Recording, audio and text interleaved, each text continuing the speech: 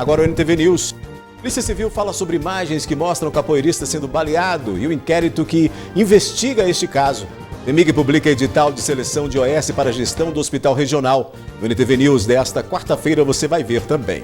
Mãe faz apelo para reencontrar o filho que fugiu de clínica. Internado na Santa Casa, João Marra publica vídeo falando sobre o seu estado de saúde.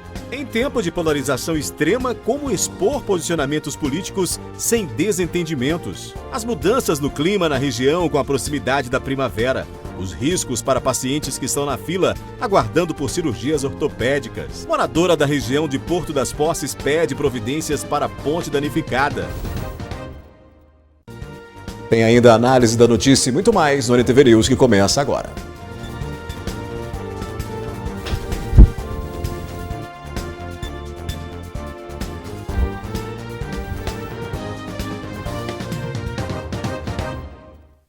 O jornalismo da NTV registrou o apelo de uma mãe que está desesperada para reencontrar o filho, que é dependente químico.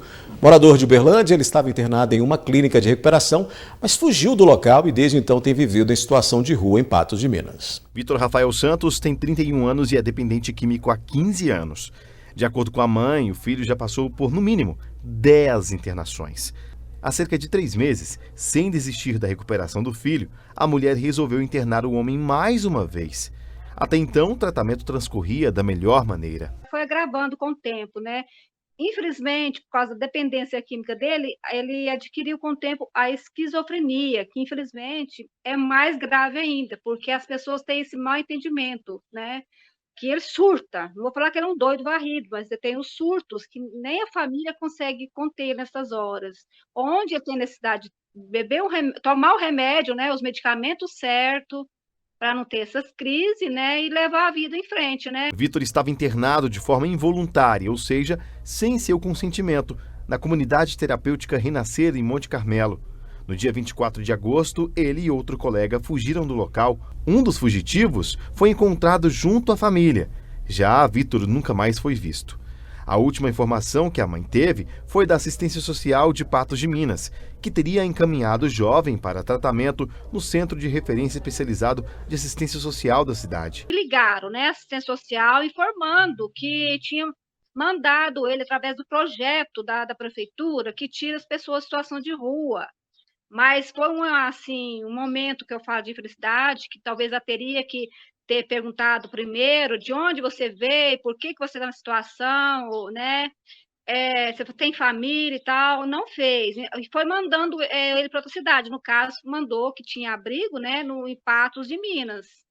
Só que aí como ele não está aceitando o tratamento, ele não, só foi uma vez nesse CREAS, lá, né, que é um abrigo, né, pela prefeitura, e pela informação só almoçou, nem dormiu, não dormiu nenhuma das vezes lá, e daí para frente a gente perdeu a pista, não sabe mais, né, a notícia dele. Assim, a gente sabe que está perambulando pela cidade, mas não sabe, né, por onde procurar, né? A Prefeitura de Patos de Minas respondeu em nota que o jovem foi atendido e está sendo acompanhado no CREAS pela assistência social.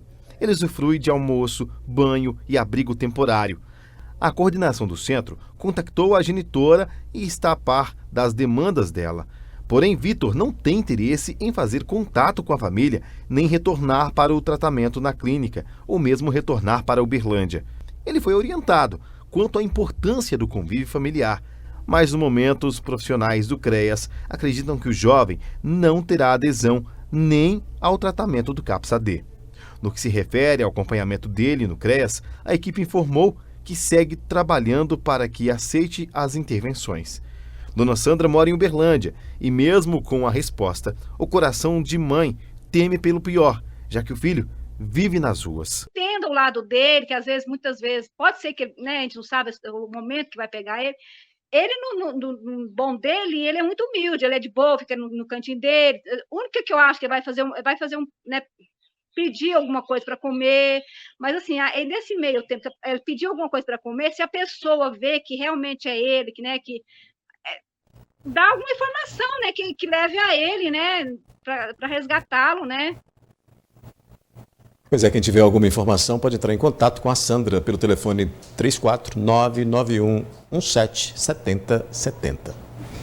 Imagens que mostram o momento em que o capoeirista Júnior Gaia foi baleado pela Polícia Militar têm sido divulgadas e reacendem os questionamentos sobre as ações que culminaram aí na morte do rapaz. O inquérito que investiga o caso continua sendo realizado pela Polícia Civil. Morto no dia 16 de novembro de 2021 no bairro Alto da Serra, o capoeirista Sérgio dos Reis Gaia Júnior, de 20 anos, teria resistido a uma abordagem policial. O delegado de homicídios Luiz Mauro Sampaio afirma que a investigação avançou após a liberação de um vídeo na noite do incidente. Nós estamos na finalização da investigação, nós colhemos os depoimentos de todas as pessoas que foram requisitadas pela defesa, né, pelos familiares da vítima, foram colhidos de todos eles e nós estamos colhendo agora o depoimento dos policiais que estiveram na abordagem. Também recebemos vídeos, né, e um vídeo em especial que foi juntado há pouco tempo, onde mostra, né, toda a sistemática do ocorrido. As imagens que mostram as negociações e o momento em que Gaia é baleado após reagir à abordagem foram registradas por uma câmera que estava acoplada no uniforme de um dos militares. Para evitar qualquer tipo de insinuação sobre questão de transparência, nós enviamos esse vídeo ao PPI, ao Posto de Perícia Integrada, para que fosse feita uma perícia no sentido de visualizar se o vídeo tem alguma modificação, né, se ele foi de alguma forma editado, seja uma edição do que está contido nele nas imagens ou no som que é obtido. E depois disso nós vamos juntar esse vídeo aos autos, essa perícia do vídeo aos autos, e, se precisar de mais alguma diligência, iremos fazer. Com a conclusão das oitivas faltantes e o laudo do vídeo liberado, a Polícia Civil irá repassar ao Ministério Público e ao Poder Judiciário para que os procedimentos legais sejam tomados. Na tarde de hoje, equipes do Corpo de Bombeiros resgataram um trabalhador que sofreu queda em um silo de armazenamento de sementes na antiga Cazengue. O local está passando por readequações para ser reativado por uma empresa privada. A vítima caiu por aproximadamente 7 metros de profundidade. O homem de 50 anos foi socorrido sem ferimentos aparentes e, inclusive, recusou ser encaminhado ao atendimento médico, segundo o Corpo de Bombeiros. Olha a seguir aqui no News. Internado na Santa Casa, João Marra publica vídeo falando sobre o seu estado de saúde. E em tempo de polarização extrema, como expor posicionamentos políticos sem desentendimentos.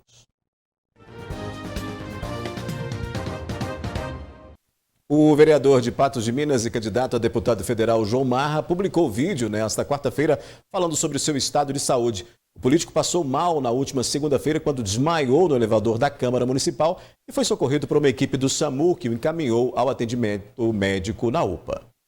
Vou dizer a vocês que eu estou bem, passei mal sim, tá, na Câmara Municipal, onde fui acolhido pela SAMU, fui para a UPA, onde fiz alguns exames, né, e agora estou aqui na Santa Casa, internado ainda, fazendo mais alguns exames, mas em breve estaremos aí retornando para minha família, retornando para a Câmara Municipal. Enquanto isso, João Marra aguarda a decisão da Justiça Eleitoral sobre a ação de perda de mandato movida pelo Patriota após o vereador ter se filiado ao PROS para lançar a candidatura a deputado federal. De acordo com as informações que constam no site do TRE de Minas, o processo segue em andamento com as fases de oitivas das testemunhas já realizadas. As partes e o Procurador Regional Eleitoral foram intimados para apresentarem no prazo de 48 horas as alegações finais. Em meio ao período eleitoral e à polarização de extremos, discutir posicionamentos políticos pode, em muitas situações, significar riscos. Especialistas explicam que aceitar a opinião do outro é o caminho mais democrático para evitar atritos. Uma pergunta que no começo parecia despretensiosa. Porém, ao final, o homem que estava fazendo a doação de marmitas e cestas básicas conta que a mulher petista não iria mais receber as doações simplesmente pelo fato de ter um lado político. O senhor é Bolsonaro ou Lula? Eu sou Lula. Lula? Então tá bom aqui, ó. Ela é Lula. A partir de hoje não tem mais marmita. Tá bom? É a última marmita que vem aqui. A senhora peça pro Lula agora.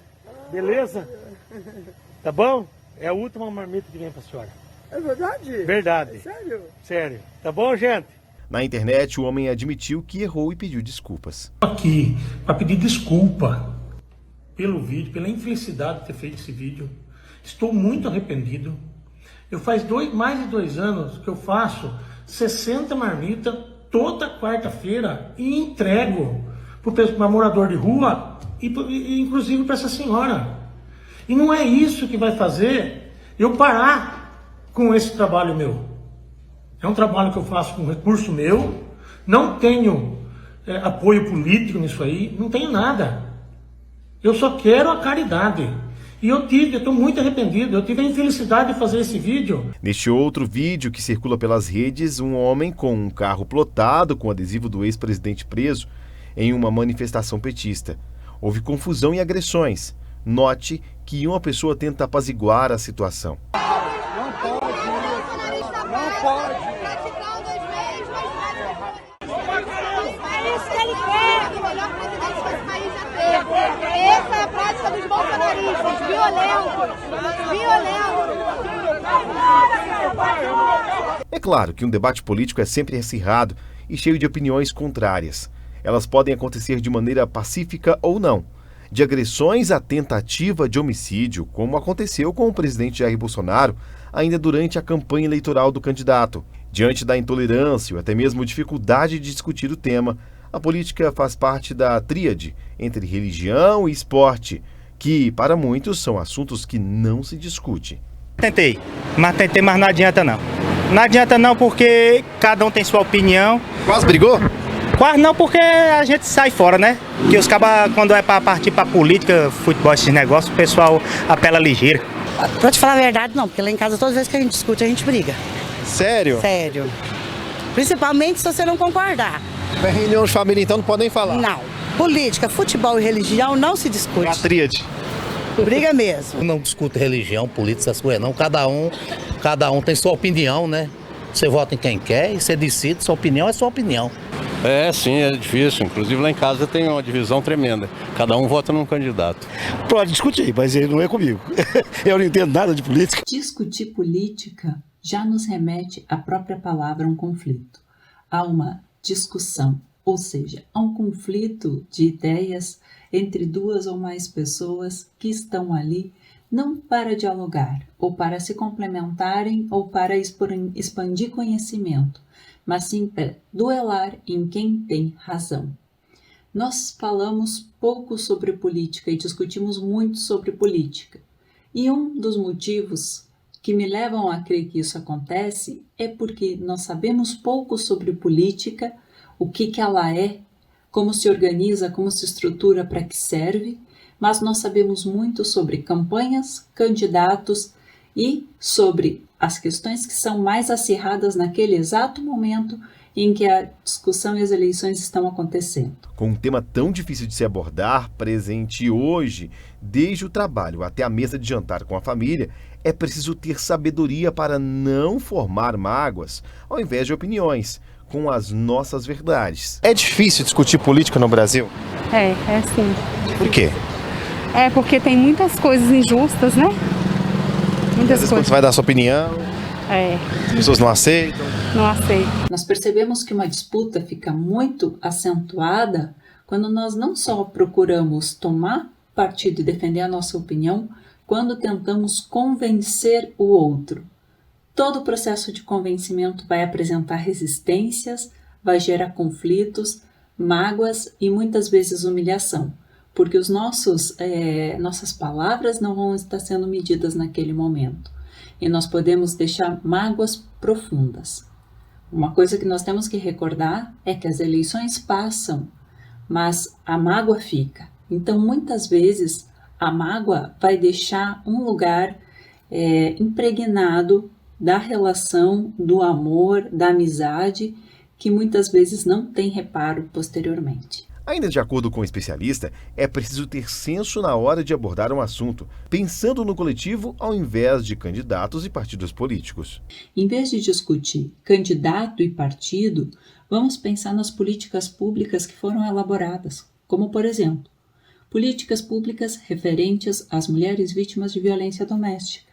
Isso impacta na nossa vida, diretamente. Nossos familiares, nossos amigos, as pessoas que a gente ama que precisaram de recursos e de ajuda. Com relação aos menores, especialmente a questão da educação, escola, como está isso? O quanto nos sai caro esses temas no dia a dia, quando não estão bem cobertos pela política. Questão de proteção dos idosos e políticas públicas para idosos, a segurança, como é que está isso na nossa rua, na nossa cidade, no nosso estado, como é que estão os hospitais, como todas essas coisas estão e aquilo que é necessário fazer. Daqui a pouco tem a previsão do tempo para quinta-feira na região. O CODEMA questiona secretário sobre impactos das revitalizações na Lagoa Grande e as mudanças no clima com a proximidade da primavera. Em reunião do CODEMA realizada na manhã desta quarta-feira na Câmara Municipal, ambientalistas questionaram o secretário municipal de Agricultura sobre os impactos que podem ocorrer com a revitalização da orla da Lagoa Grande. O tema discutido na reunião de ambientalistas que integram o Conselho Municipal de Defesa do Meio Ambiente, o CODEMA, Conselho Integrado de Meio Ambiente, o CIMA, e Organização de Desenvolvimento Sustentável foi a revitalização da orla da Lagoa Grande, através do programa Viva Patos. A empresa Unimed é quem fez a adoção do local, aonde serão gastos 1,5 milhões de reais. O projeto ele traz o melhoramento paisagístico de toda a orla, traz melhorias na questão dos pontos de comercialização para pessoas que estão lá. Nós vamos ter 4 quiosques, né, para a questão de comercialização. Traz a questão, vamos manter o parquinho, a academia. Então, o projeto ele visa principalmente a reestruturação física do espaço, pensando tanto em esporte, né, lazer, saúde e um espaço aí cultural do município. Os conselheiros receberam a visita do secretário municipal de Agricultura de Patos de Minas, que falou sobre como as obras vão acontecer no Parque Doutor Itagiba, nome original do cartão postal da cidade. Dentre vários assuntos foi discutido a supressão de árvores do local, ou seja, a retirada de algumas delas. No projeto inicial, cerca de 70 árvores seriam cortadas para a implantação de outras unidades. Porém, depois da reivindicação dos órgãos de meio ambiente, apenas parte delas devem ser cortadas. O CODEMA aprovou a supressão parcial por entender que algumas não têm necessidade de ser retiradas. Algumas sim, que já estão comprometidas em fase de senescência, e outras estão debaixo de outras copas que elas não têm condição de desenvolver. Então, com isso, essas árvores foram aprovadas para serem suprimidas e substituídas dentro do projeto paisagístico e um projeto de arquitetura. De acordo com o secretário municipal de Agricultura do município, somente as árvores doentes e irregulares serão retiradas. Nós fizemos uma análise técnica, fomos lá, a equipe da secretaria, né, pessoas que têm capacidade e conhecimento técnico, fez o levantamento fitossanitário dessas árvores, desses indivíduos, e esses serão retirados. Os que serão colocados são espécies que podem realmente ser cultivados dentro do espaço. Ainda de acordo com o secretário, as obras para sanar os problemas de alagamento na rua Barão do Rio Branco, que fica ao lado da orla da Lagoa Grande, também devem ser feitas. Esse projeto nós sentamos com a empresa, né, que vai executar, com a Progesti, a pessoa que fez o projeto, né, e em cima disso nós estamos trabalhando com o planejamento. O projeto ele está sendo readequado para que possa permitir a maior escoamento e infiltração daquela água. Além da revitalização da área, câmeras de segurança do sistema Olho Vivo serão espalhadas por toda a orla da lagoa. Seguranças também irão fazer a fiscalização do local para evitar crimes como tráfico e uso de drogas e contar com o apoio da Polícia Militar. O Conselho Municipal de Defesa do Meio Ambiente disse que vai acompanhar o processo de revitalização da área para que não haja irregularidade ambiental na obra. Na revitalização desses parques, né, porque a lagoa também é um parque, então tem que ter respeitado todo esse regimento desse parque que se chama Parque Doutor Itagiba. Então, nós votamos aqui, deliberamos na área socioambiental. Então, a gente contempla todas as questões da sustentabilidade, desde o solo, né, da água e também da arborização urbana em Patos de Minas. Calor e tempo seco com intensidade têm sido marcas dessa transição entre estações. Mas o que esperar de mudanças para a primavera que começa no dia 22 de setembro? A aproximação da nova estação promove alterações no clima das regiões. Exemplo disto é o calorão que tem ocorrido nos últimos dias. Na verdade, marca o momento em que o Sol se desloca do hemisfério norte para o hemisfério sul. Não é que o Sol se desloca, é que a incidência perpendicular dos raios do Sol sobre a superfície da Terra passa a acontecer no hemisfério sul. Isso faz que quando os raios solares incidem perpendicularmente sobre a superfície da Terra, acontece um maior aquecimento daquela região. Então nós podemos esperar que a partir do próximo dia 22, nós tenhamos uma maior quantidade de radiação chegando sobre o nosso hemisfério, o que traz o calor que nós já estamos começando a observar aí, né? O climatologista explica o que deve significar esta incidência maior de sol para o Alto Paranaíba e Noroeste. Primeiro, os dias vão ficando maiores e esse dia 22 é o que nós chamamos exatamente do equinócio. É uma data em que nós temos 12 horas de luz, que seria 12 horas de dia, e 12 horas de noite. Ou seja, o Sol nasce por volta das 6 horas da manhã e se põe por volta das 6 horas da tarde. Isso fazendo com que a gente tenha noite e dia com a mesma duração de tempo. Em meio ao tempo seco, a expectativa é pela mudança na direção dos ventos para o início da primavera. No momento nós temos ventos que são predominantemente soprando da região sudeste para a região noroeste. Passava aqui sobre a nossa região, eventualmente causava alguma inquietação na atmosfera, mas nada que pudesse promover chuva.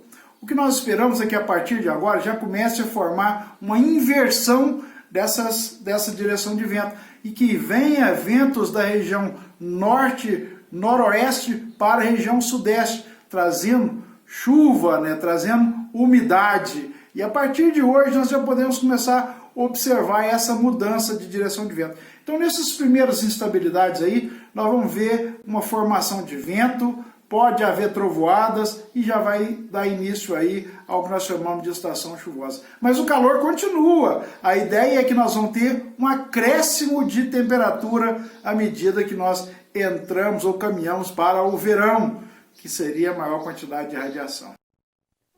O IMET continua publicando alertas de umidade relativa do ar abaixo de 12%, que representa grande risco para a saúde, além de facilitar as ocorrências de incêndios florestais. Mas vamos ver como é que fica a previsão para Patos de Minas e região nesta quinta-feira. Previsão do tempo. Oferecimento New Color. Fotolivro pequeno, R$ 349. Fotolivro grande, R$ 499. De acordo com o IMET, a tendência é de elevação na temperatura com possível instabilidade isolada no fim do dia. A umidade relativa do ar cai ainda mais e pode registrar 10% em alguns momentos. Em Patos de Minas, as temperaturas variam de 18 a 37 graus. Em Varjão de Minas, de 20 a 35. Em Lagoa Formosa, mínima de 18 e máxima de 36 graus. Em Guimarães, oscilam entre 20 e 36 graus. E em Presidente Olegário, a previsão é de máxima de 37 graus nesta quinta-feira. Depois do intervalo aqui no News, FHEMIG publica edital de seleção de OS para a gestão do Hospital Regional. A gente vai falar sobre isso. Os riscos para os pacientes que estão na fila aguardando por cirurgias ortopédicas. Já, já. A Fundação Hospitalar do Estado de Minas Gerais, a FHEMIG, publicou o processo de seleção de organização social para gerenciamento, operacionalização e execução das ações de serviços de saúde, incluindo equipamentos, estrutura, maquinário, insumos e outros no Hospital Regional Antônio Dias, em Patos de Minas. Sobre este assunto eu vou conversar com o Conselheiro Estadual de Saúde, que é o Pedro Cunha, que nos visita hoje aqui no NTV News, está aqui comigo na bancada. Boa noite, Pedro. Havia uma recomendação da outra vez, né, na outra tentativa do Estado de fazer isso. Naquela época o processo foi interrompido e agora uma nova investida do Estado. Como é que o Conselho vê isso e o que significa essa nova tentativa de trocar a gestão do regional? Boa noite, Odair. Boa noite a quem nos assiste através dos canais da NTV. Na verdade, essa resolução do Conselho foi bastante discutida, né, e assim que o Pleno deliberou, nós fizemos essa resolução. Então, ela está valendo. Até mesmo não precisaria dessa resolução, porque isso está na lei. A Lei 8080, que é a Lei Orgânica da Saúde, ela é clara. Nenhum gestor, nenhum dono, nenhum acionista, nenhuma pessoa da iniciativa privada pode administrar equipamentos públicos de saúde. Pode ser gestor da saúde, pode ocupar cargo de comissões da saúde pública. E, no entanto, nós não sabemos quem está por trás dessas OSs. Né? Qualquer uma pessoa pode montar uma organização social e requerer e participar desse edital e passar a burlar a lei. Então, não precisaria nem mesmo dessa resolução do Conselho. Pedro, aí tem uma questão que já foi debatida, discutida, várias questões sobre esse gerenciamento. A FHEMIG, ela, já na época, dizia que o Estado não ia desistir dessa ideia, até com o objetivo de fazer uma ampliação, de investir no hospital regional. Tudo isso tem sido acompanhado de perto pelo Conselho? Sim, nós estamos atentos, a gente está acompanhando. Assim que nós recebemos o edital hoje pela manhã, nós já passamos para a nossa assessoria jurídica, já comunicamos a doutora Joseli Ramos Pontes, que é a coordenadora do CAU Saúde, é a promotora de saúde de Belo Horizonte, para a gente ver o que é que a gente pode, né, quais as ações que nós vamos tomar até agora. Isso, medida do Conselho, mostrando que o governador, que a Secretaria de Estado está infringindo a lei, está burlando a Lei Orgânica da Saúde, como eu disse, e a resolução do Conselho. Mas, além disso, é proposta nossa de estar mobilizando a comunidade patense, porque nós sabemos, se acontecer aqui no Hospital Regional Antônio Dias, vai acontecer em todos os outros hospitais da rede FHEMIG. Então, já que eles começaram para aqui, vamos começar a mobilização também por aqui. Nós vamos mostrar força para este governo, que o hospital é nosso e que ele é que está errado. Mostrar para ele que ele não pode fazer isso com o hospital da comunidade, construído pela comunidade, que está a serviço dessa comunidade, desses 33 municípios, e fazer dele o que bem quer, porque ele está infringindo a legislação.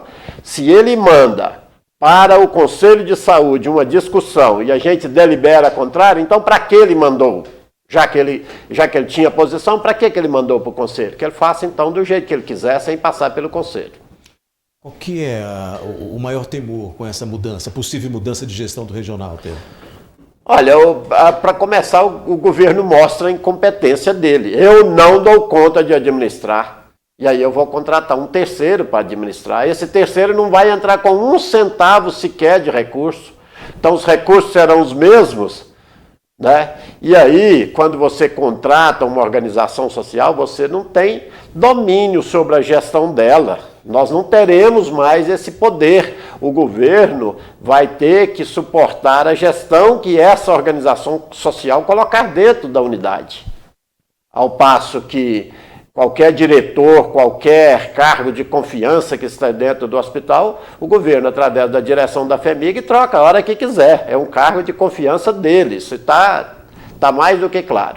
Né? E aí a gente não sabe. Pode vir um mal-intencionado e montar uma organização social e administrar o hospital da forma dele. Ou então cooptar essa gestão dessa OS, que está na frente do hospital, e fazer da forma que ele quer. E passar a burlar ainda mais as leis, que já são difíceis da gente controlar com gestão pública. Imagina com organizações sociais. Então, eu peço ao governo, mostre para nós, nesse grande Brasil, uma única medida exitosa. Se ele apresentar uma medida exitosa em todo o Brasil, sem corrupção, eu não falo mais em organizações sociais. Eu aceito a organização social, mas tem que mostrar uma. Porque cada uma que ele mostrar, eu vou mostrar 10. O Conselho vai mostrar 10 com corrupção, com prisão de governador, com prisão de prefeito, exatamente envolvido em organizações sociais. Basta a gente olhar o caso do Rio de Janeiro. Vários prefeitos, vários governadores que estão presos ou que ficaram presos foi devido às organizações sociais, né? E é esse modelo que o Zema quer trazer para o nosso estado e ainda quer começar por Patos de Minas. para a gente finalizar, que medidas o Conselho vai tomar agora diante da publicação desse edital? A primeira medida é exatamente de procurar o Ministério Público, né? E a gente vai nos entender com ele e pedir para que ele ajuize uma ação contra esse edital. Nós vamos ver as falhas do edital e para a gente tomar essa ação. Mas é bom lembrar que nós estamos numa região de saúde que recebe a menor atenção do Ministério da Saúde e do Estado da Saúde. Uma região que tem os maiores vazios assistenciais e por isso mesmo é a região que recebe menos recurso, tanto do Ministério da Saúde como da Secretaria de Estado da Saúde. E isso é devido a gente não ter liderança, nós não temos liderança aqui. E por isso mesmo a gente fica jogado às traças e eles fazem o que quer com a gente. Por isso mesmo é que o governo quer começar por aqui, porque as nossas lideranças daqui são frágeis. Nós não temos lideranças que enfrente o governo, que mostre para ele, que represente a nossa comunidade. E está aí o dia 2 de outubro, nós precisamos de mudar essa nossa situação, nós precisamos de eleger gente que defenda a população, principalmente nesse gargalo que é a saúde, nessas nossas deficiências, que é a saúde pública. Muito bem. Falei com o Pedro Cunha, que veio a gente falar sobre esse assunto aqui, desse edital lançado pelo governo do estado para passar a gestão escolha, né, de uma OS para a gestão do Hospital Regional. Pedro, obrigado por sua participação, viu? Eu é que agradeço, estamos à disposição. Olha, com frequência o jornalismo da NTV vem noticiando os vários pedidos de ajuda de pessoas que dependem de cirurgias ortopédicas, mas que esbarram na demora pelos atendimentos na rede pública de saúde. Situação que provoca muitos riscos aos pacientes que estão nas filas de espera. Desde o início da pandemia, o jornalismo da NTV vem acompanhando a situação de pacientes que aguardam cirurgias ortopédicas pela rede pública. A fila de espera é grande e muitas vezes essa espera piora o quadro clínico dos pacientes. No dia 28 de junho, mostramos o caso do Gabriel, um jovem de 19 anos que havia sofrido um acidente de moto e acabou fraturando o braço. Na ocasião, ele já estava há 30 dias na Santa Casa esperando uma transferência para operar o braço. Agora já se passaram 4 meses. Por causa da longa espera, o braço do jovem chegou a afinar. A família ganhou a causa na justiça, mas até o momento não há uma data definida para que Gabriel passe pela cirurgia para recuperar o movimento do braço. Recentemente, mostramos também o caso do Manuel Otávio, que havia fraturado o tornozelo. Além disso, ele sofre de epilepsia e trombose. Realizou a cirurgia no dia 8 de setembro, mas antes disso teve que esperar por 30 dias. Nesse tempo, seu quadro de trombose piorou e ele teve complicações pós-cirúrgicas. Precisou ir para o CTI. Realizou também um cateterismo. Se esse procedimento não tivesse tido o resultado esperado, Manuel poderia ter perdido o pé. O recomendado é que cirurgias ortopédicas sejam realizadas entre 7 e 10 dias no máximo. Passado esse prazo, a situação do paciente fica cada vez mais delicada. Alteraria muitas vezes o tipo de cirurgia, muitas vezes o osso já começou a colar e teria que quebrar o osso novamente. Muitas vezes pode modificar o prognóstico da doença, pode agravar, o paciente ficar com algumas sequelas. Nesses casos, é necessário um cuidado a mais no pós-operatório. Nos casos pós-operatórios de fratura, é muito importante a participação do fisioterapeuta. Ele vai nos ajudar a uma recuperação mais precoce, a um fortalecimento muscular, a um ganho de movimentos, a segurança do paciente, segurança até para voltar a andar quando a cirurgia é nos membros inferiores. Hora da análise da notícia comigo, Matheus Borges, que está numa jornada longa hoje, né? Ele fez aí o Espaço Feminino, foi ali, se produziu, já está aqui para a gente conversar. Tudo bem, Matheus? Boa noite. Oi, Odair. Boa noite para você, boa noite a todos que estão acompanhando o NTV News. Toda vez que eu te encontro, já me dá vontade de falar no ar como vai, Matheus Borges, para você dizer que eu estou participando e que eu posso ganhar um prêmio, mas esse é outro programa. Esse é um outro setor. Matheus, nós temos aí esse nosso primeiro assunto da análise da notícia, essa fila de espera por cirurgia ortopédicas, né? A gente tem outras filas aí nesse gargalo da saúde. O Pedro Cunha estava aqui agora falando justamente dessas dificuldades, né? Dessa possibilidade de outra gestão, desse temor de outra gestão por uma OS no hospital regional e dessas dificuldades que o sistema público de saúde tem para atender essas pessoas, essa demora. E o médico aí explicando essa dificuldade e esses riscos para quem está nessa fila. Não é de agora que a gente faz essas matérias, essas reportagens de pessoas pedindo, inclusive, ajuda para fazerem essas cirurgias. A situação triste, né, que a gente enfrenta no dia a dia. Não tem sido diferente. Muito triste, Daí. Eu já perdi as contas de quantas matérias, quantos pedidos de ajuda da população para que pudesse fazer cirurgias, principalmente ortopédicas, eu fiz aqui na NTV.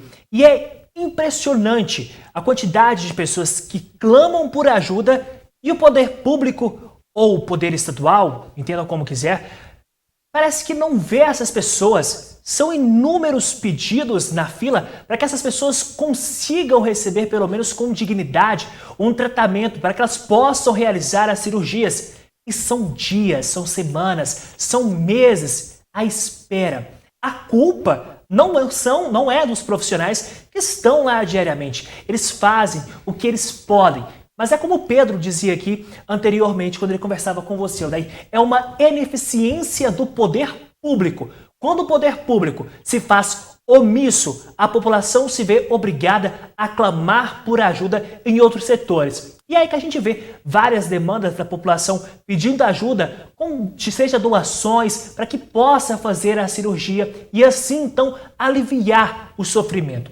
O grande questionamento que fica é, até quando essas pessoas ficarão na fila? Até quando as pessoas precisarão clamar por ajuda de uma coisa que é direito delas? Elas pagam os impostos para que elas possam receber isso. Até quando teremos falta de profissionais? Até quando o sistema vai continuar lento? Isso só mostra a ineficiência de quem gere esses meios que poderiam facilitar a vida da população.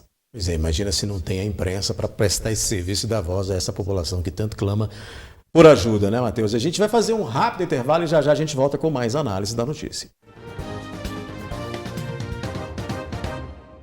No mês de junho deste ano, o jornalismo da NTV recebeu imagens que mostram a precariedade do CAIC em Patos de Minas. Parte da fiação comprometida, você vai ver aí nas imagens, a fiação elétrica, padrão de energia que não funcionava, calhas de lâmpadas quebradas, em outras faltam lâmpadas, portões sem maçanetas, amarrados com arame até com cordas, salas de aulas transformadas em depósito de entulho, a precariedade aí também, né, da quadra poliesportiva, uma imagem mais aberta que mostra também essa situação, além dos banheiros interditados e toda essa estrutura danificada que a gente mostrou aqui, né, Matheus Borges? São imagens aí que deixaram muita gente preocupada e esperando que uma medida fosse tomada. E olha só, há cerca de 3 meses após mostrarmos aqui na NTV o estado da escola e aí desse CMEI, foi assinada nesta quarta-feira uma ordem de serviço para a reforma do local. O prazo para a conclusão das obras é de 2 anos. A ordem de serviço foi assinada na manhã desta quarta-feira e consta um investimento de quase 9 milhões de reais para reformar a Escola Municipal Professor Aristides Memória e o Centro de Educação Infantil CMEI CAIC. O dinheiro veio da própria verba destinada anualmente para a Secretaria Municipal de Educação. A educação, ela recebe todo ano dinheiro do Fundo Nacional da Educação. Então, nós estamos investindo, né, o que já é pré-determinado para investimento da educação. Diante de um cenário como é o CAIC, que precisa de uma reforma geral, 7 milhões e para a creche que fica aqui ao lado, 1.200.000. Então é um investimento que vai, como se diz, mexer com cada coisa que aqui precisa e realmente modificar, né, para melhor o ambiente para os alunos. A escola e o CMEI passarão por uma reforma completa, desde a parte externa, como a pintura, até a parte interna, como a de fiação. A previsão é que tudo seja concluído em um período de 2 anos. A obra vai contemplar toda a escola, tanto da parte de fiação, parte hidráulica, vai ser uma reforma geral da escola. Vai mexer em toda a reforma, toda a estrutura da escola. A parte elétrica até perigoso para os alunos, né? Os fios pendurados, sem iluminação, salas, corredores escuros, muita estrutura também solta, né? Até um risco para os alunos. Os ralos abertos nos banheiros, muita coisa quebrada. Prazo para a conclusão da obra, eu tenho a impressão que em torno aí de 18 meses, mais ou menos, de 18 a 24 meses, até uns 2 anos. Como tudo está sujeito a atraso, eu prefiro ser bem transparente com a população e dizer que nós vamos acompanhar. Os vereadores também têm que fiscalizar a empresa, a execução da obra. E a gente tem também a diretoria de obras terceirizadas, é o Eduardo Pains, que inclusive está aqui, e vai ficar em cima para que isso aconteça da forma mais rápida possível. As obras se iniciam já na próxima semana. O CAIC, que tem 28 anos de existência, conta com cerca de 1.000 estudantes, o que demanda uma estrutura melhor que atenda às necessidades de cada um. Pelo tamanho da estrutura, a ideia é que os alunos sejam remanejados de modo a dar andamento nas obras, enquanto as aulas continuam normalmente. Nós contamos hoje com mais de 700 alunos, sendo que 300 fazem parte do tempo integral, então a gente tem em média de 1.000 alunos, né, o tempo todo na escola, e é um prazer enorme para a gente receber essa reforma. Com certeza a gente pode desempenhar um papel melhor, uma educação melhor, com mais qualidade. Aqui no CAIC, né, nós temos 741 alunos, são 36 turmas. Aqui nós temos o tempo integral, que os alunos aqui, ao todo, nós distribuímos 6 refeições no dia. Então nós vamos organizar os alunos na escola de tal forma que pode continuar com a reforma e as aulas ao mesmo tempo. É claro que vamos isolar cada parte que será reformada para ser um ambiente seguro. De acordo com o prefeito, outras escolas também passarão por reformas, dentro de prazos já estabelecidos pela Secretaria Municipal de Educação. Jacques Correia é a próxima, que também vai ter uma intervenção lá de mais de 5 milhões de reais, uma reforma completa também. E tem vários CMEIs, Centros Municipais de Educação Infantil, e também escolas que a gente está reformando, em Poços do Chumbo. São várias estruturas, tem diversas. A gente pode ir prestando contas para vocês aí, também nas redes da Prefeitura. Estamos sempre conversando com a imprensa também para mostrar o trabalho. A situação do CAIC, da estrutura toda, muito desleixada, muito largada, foi ao longo do tempo ficando pior. O que essas famílias todas esperam, porque dependem muito desse espaço para essas crianças serem acolhidas ali, educação, né, acolhimento. O que elas esperam é que realmente isso aconteça e que essa reforma venha a contento e que seja o mais breve possível e que traga realmente melhorias para um espaço público que precisa ser utilizado. A Prefeitura não está fazendo nada mais do que a obrigação do poder público, que é de revitalizar, né? É verdade, Odair. Se você me permite aqui agora, eu vou fazer uma observação. Eu estudei na escola CAIC da pré-escola até o 9º ano. Ao longo dos anos eu vi a escola ficar em pedaços, como a gente viu agora há pouco nas imagens que você disse. A situação que a escola CAIC chegou é uma vergonha do poder público. Como que pode deixar uma escola chegar nessa situação? A escola CAIC ela foi utilizada inclusive em campanhas eleitorais. Muitos dos vereadores que lá estão hoje se elegeram porque prometeram a reforma do CAIC. E hoje, enfim, a reforma do CAIC saiu. Ou melhor, a ordem de serviço para a reforma da escola CAIC saiu. 2 anos. Ainda 2 anos para que a gente possa ver essa escola reformada. 2 anos para que a gente possa ter melhores condições para as crianças e adolescentes que nessa escola estudam. 2 anos para que os profissionais que lá trabalham tenham melhores condições para exercerem as suas atividades. É uma vergonha não ter luz na sala de aula, ter que abrir a janela para que os alunos tenham condições mínimas para realizarem os seus estudos. Enfim, saiu a reforma. Parabéns à atual gestão por conseguir fazer isso, mas uma crítica, como você bem disse, não fez mais do que a obrigação. E agora fica uma outra preocupação. 2 anos, as crianças e adolescentes que lá estudam vão ficar onde? Será que ao realocar essas crianças, onde será que elas ficarão, não ficarão em perigo? É preciso ter uma logística maior do que apenas anunciar uma reforma. Claro, que é muito bem-vinda. Muito bem, análise terminando. O NTV News também amanhã. Eu vou complementar a jornada do Matheus, que eu vou fazer o seguinte: eu não vou vir para esse lado da bancada. Vamos trocar. Ele vai apresentar. E amanhã você comenta. Eu venho para análise. Combinado. Tá bom? A gente fazer essa troca de papéis. Por quê? Porque eu quero. Combinado. Porque sim. Porque sim. Obrigado, viu, Matheus? Eu que agradeço. Boa noite para você que tem em casa. Na verdade, não é porque eu quero, é porque tá na escala também. E é do meu agrado. Um abraço a todos, obrigado pela companhia e até amanhã.